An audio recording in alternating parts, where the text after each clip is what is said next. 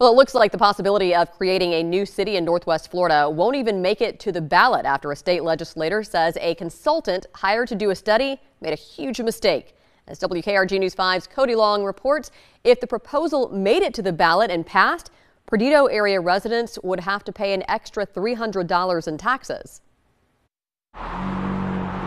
Efforts to incorporate Perdido have hit a roadblock. It's been sold as better government for free for a year. Unfortunately, we know that's not the case.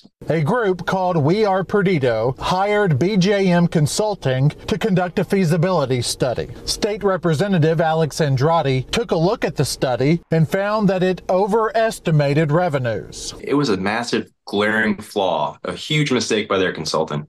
The budget for the proposed city estimated revenue at $16.4 million, $3.5 million from ECUA trash pickup.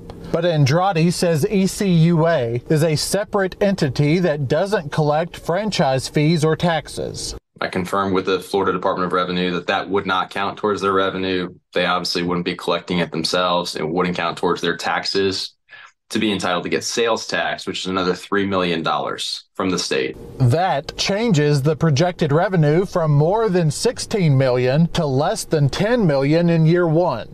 The next step was to pass a bill that puts the incorporation measure on the ballot for voters to decide in 2024. But Andrade says because of this major change and having to impose a new tax, he won't do it. If this were to continue, I personally, as the legislator who said they'd file this bill, would have either need to impose a $327 tax on each home in Perdido or include a pretty significant exemption to the Florida law about how much revenue a city would have to be entitled to exist. Cody Long, WKRG News 5.